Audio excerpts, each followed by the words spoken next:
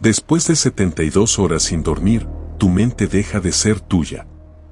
Empiezas a ver cosas, a escuchar voces, a perder el control absoluto de tus propios pensamientos. Y lo peor de todo es que la batalla, esa bestia de metal y sangre que te espera al amanecer, aún ni siquiera ha comenzado. Si alguna vez te has preguntado qué es lo que realmente separa a un soldado de una sombra en el campo de batalla, suscríbete al canal y acompáñame en este viaje al abismo de la psique humana, donde el enemigo más terrible no lleva armadura, sino que reside dentro de tu propio cráneo. No estás luchando contra los bárbaros escondidos tras la colina, ni contra la incertidumbre de la muerte, estás luchando contra tu propio cuerpo, y es una batalla que estás condenado a perder. Así se sentía ser un legionario de Roma, un hombre de hierro atrapado en una carne que se desmorona bajo el peso de un insomnio impuesto por el deber y el terror. Todo comienza en las primeras 24 horas. La tensión lo invade absolutamente todo, filtrándose como agua helada a través de las rendijas de tu lorica segmentata. No puedes relajarte, no puedes cerrar los ojos ni un solo instante, porque el enemigo está cerca, invisible, acechando en la oscuridad de los bosques germanos o bajo el sol implacable de las fronteras orientales. Tu cuerpo aún responde, la adrenalina bombea sangre a tus músculos, manteniéndote en pie con una falsa promesa de resistencia, pero ya sientes el peso. Lo notas en los párpados, que se sienten como cargados de plomo, en los músculos que empiezan a temblar con espasmos involuntarios, y en una mente que intenta desesperadamente organizar el caos de la defensa. ¿Quieres dormir? El deseo es una punzada física, un grito silencioso que recorre tus huesos, pero la disciplina de Roma es superior a tu necesidad biológica. Te obligas a mirar al frente, a mantener la mano firme sobre el pilum, pero el miedo a lo que vendrá después ya empieza a sembrar sus semillas en tu psique. Pero eso, curiosamente, solo es el comienzo. Al cruzar el umbral de las 24 horas y adentrarte en el segundo día, la realidad empieza a fallar estrepitosamente. La luz del sol molesta, parece un cuchillo que intenta perforar tus globos oculares, mientras que los sonidos del campamento cambian de tono, volviéndose agudos, distorsionados, como ecos de un mundo que ya no reconoces. Tu mente se confunde, se desdibuja. Miras tus manos apoyadas sobre el escudo y, por un instante, no parecen tuyas, son garras ajenas, herramientas de un desconocido, lejanas y torpes. Empiezas a escuchar voces que no están ahí, murmullos que se confunden con el viento entre las tiendas, susurros de amigos que hace tiempo quedaron enterrados en otras tierras. Recuerdos fragmentados, imágenes de tu infancia o de la última vez que sentiste paz, se mezclan con la urgencia del presente. No sabes qué es real y qué es el tejido de tu razonamiento que comienza a deshilacharse. El tiempo desaparece, se convierte en una masa informe donde ya no hay pasado ni futuro, solo una irritación constante que te consume. Te irritas por cualquier cosa, te desesperas por el roce de la lana contra tu piel sudada o por el sonido de una respiración ajena, pero sigues en pie, clavado en tu puesto, porque no hay opción, porque Roma no conoce la palabra rendición, ni siquiera cuando tu propio cerebro te suplica que cierres los ojos para siempre. Y entonces, cuando crees que has tocado fondo en este infierno consciente, todo empieza a empeorar con una rapidez aterradora. Al entrar en las últimas 24 horas, en ese terreno baldío que separa la vigilia de la locura, la mente termina por romperse. Ya no estás al mando de tus percepciones. Ves sombras que se mueven por el rabillo del ojo, figuras que danzan entre las filas de soldados y que desaparecen justo cuando intentas enfocarlas. Sientes presencias detrás de ti, presiones invisibles sobre tus hombros que te obligan a encorvarte. El suelo bajo tus pies parece respirar, como si la tierra misma estuviera viva y estuviera esperando a tragarte. Tu cuerpo duele, un dolor sordo y profundo que ha dejado de ser una señal de alerta para convertirse en una parte constante de tu existencia. Ya no importa. La conexión con tu yo consciente se ha cortado, es como si observaras todo lo que sucede desde fuera, como si fueras un espectro que habita un cadáver que todavía camina, que todavía sostiene el escudo con una fuerza mecánica. Te has desconectado de la realidad y en ese vacío, la ansiedad ha dejado paso a algo mucho peor, algo mucho más frío. Cuando llegas a la marca de las 72 horas, se produce el colapso. Es el vacío. Ya no hay miedo, porque el miedo requiere una mente capaz de procesar el peligro. Ya no hay ansiedad, porque la ansiedad necesita un futuro que temer. No hay nada. Solo una calma extraña, una quietud absoluta, peligrosa y gélida. En este estado, el centurión da la orden de avanzar y tú simplemente avanzas. Tus piernas se mueven por inercia, tus brazos se levantan cuando otros lo hacen, tu cuerpo ejecuta los movimientos del entrenamiento sin necesidad de que tu voluntad se lo ordene. No avanzas por valor, no avanzas por defender la gloria de Roma, ni siquiera por el deseo de sobrevivir. Avanzas porque ya no puedes pensar, porque la opción de detenerte ha desaparecido junto con tu humanidad. La batalla comienza en ese preciso instante. El estruendo de los escudos, el grito de los enemigos, el olor a hierro y a sudor, todo eso te golpea mientras tú, despojado de tu conciencia, te conviertes en una pieza más de la máquina militar. Pero tú ya estabas derrotado mucho antes de que el primer contacto tuviera lugar. La guerra romana nunca fue solo una cuestión de espadas, de formación cerrada o de astucia táctica, empezaba aquí, en lo más profundo de tu cuerpo, en el silencio de una mente que se ha quedado sin recursos, en el momento exacto en el que dejaste de ser tú mismo para convertirte en una cáscara vacía, un recipiente de puro instinto y automatismo. Es una verdad que la historia suele olvidar tras los grandes relatos de conquistas, pero es la realidad más cruda de quienes hicieron grande el imperio. El precio de la victoria era, a menudo, la pérdida absoluta del propio ser antes de sentir el primer golpe del enemigo. Si esta historia sobre el lado más oscuro y fascinante de la vida militar te ha hecho reflexionar sobre la fragilidad de nuestra propia mente cuando es llevada al límite, no olvides darle un me gusta al video y dejar un comentario con tu opinión. ¿Crees que el entrenamiento romano compensaba este tipo de tortura psicológica, o era la legión una trituradora de almas tanto como una fuerza de conquista? Suscríbete para seguir explorando los rincones más desconocidos de la historia, donde las batallas no se ganan solo con acero, sino con una resistencia que desafía los límites de la naturaleza humana. Hasta la próxima, mantente alerta, porque la historia siempre tiene una lección que contarnos en los lugares donde el hombre dejó de ser hombre para volverse leyenda. Sin embargo, la inercia de esta transformación no se detiene en el fragor del combate ni en la disciplina del campamento. Existe un estrato aún más profundo, una capa de realidad que los cronistas de la época, fascinados por la narrativa del triunfo, pasaron por alto deliberadamente.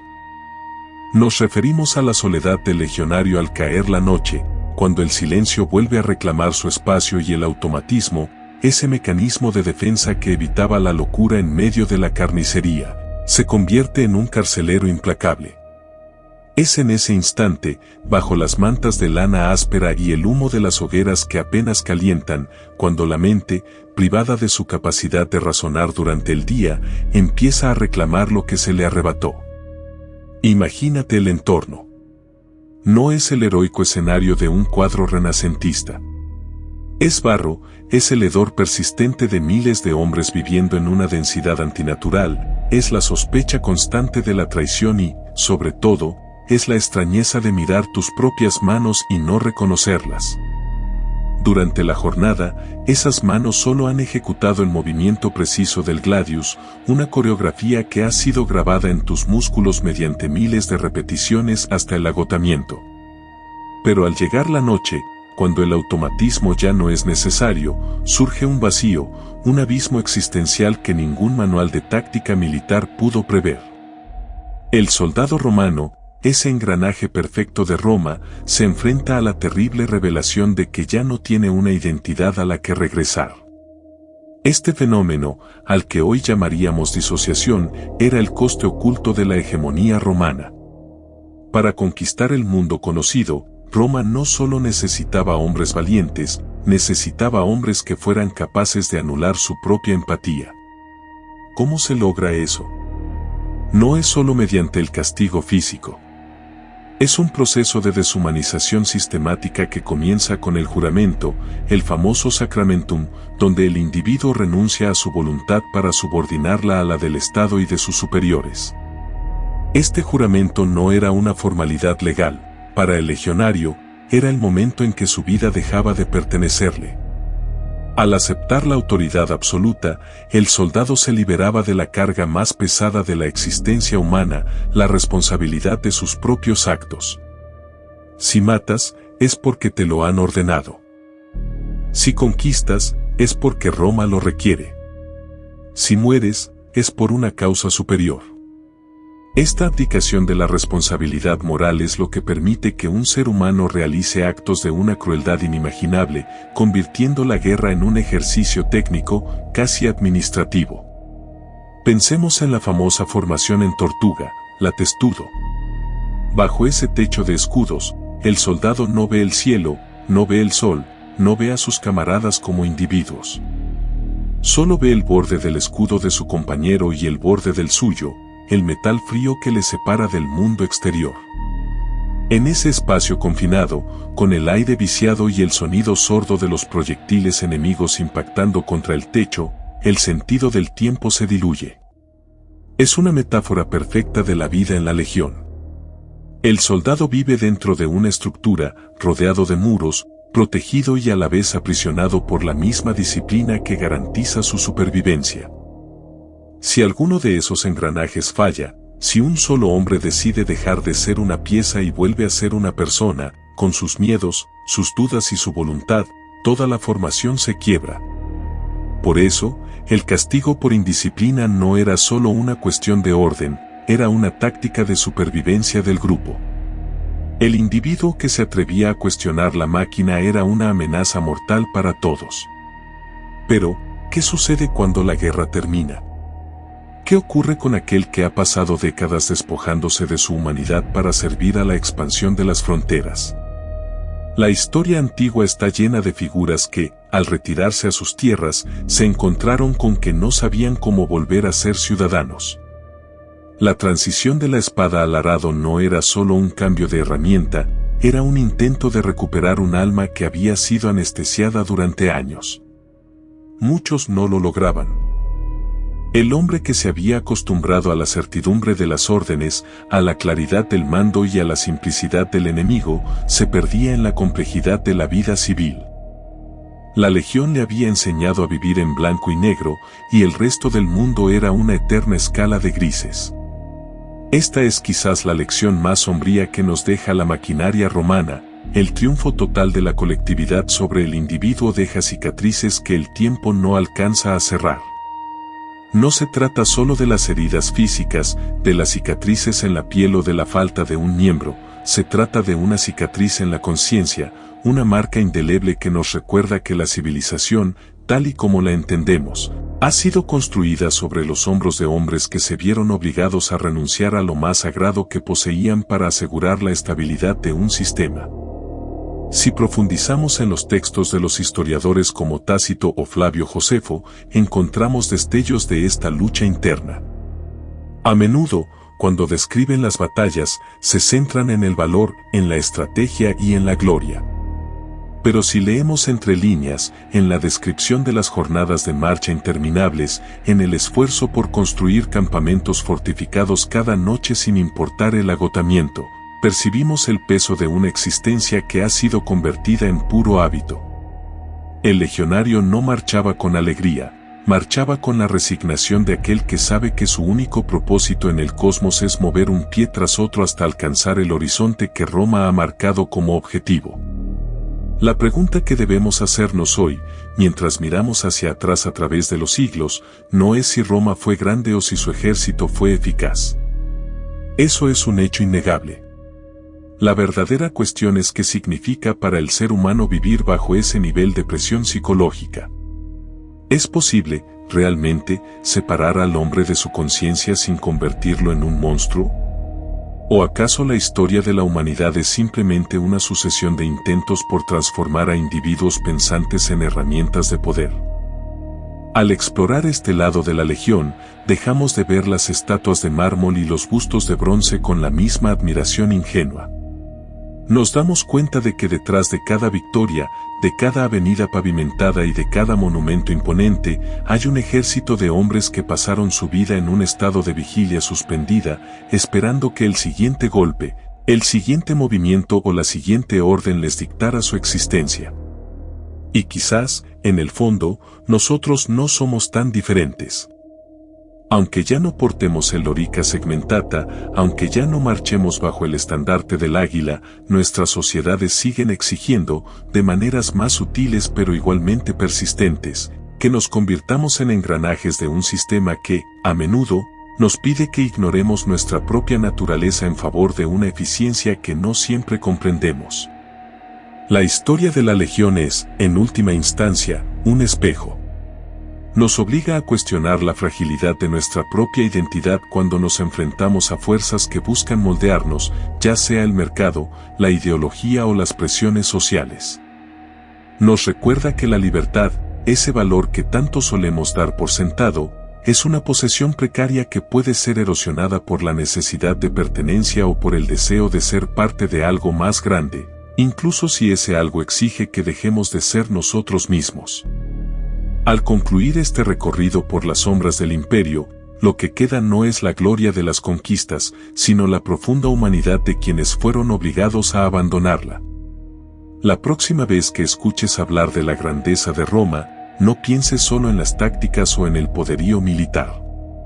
Piensa en el hombre que, bajo el peso de su armadura, caminaba hacia el destino que otros habían trazado para él, mientras intentaba, en el silencio de su mente, recordar cómo se sentía ser dueño de sus propios pasos.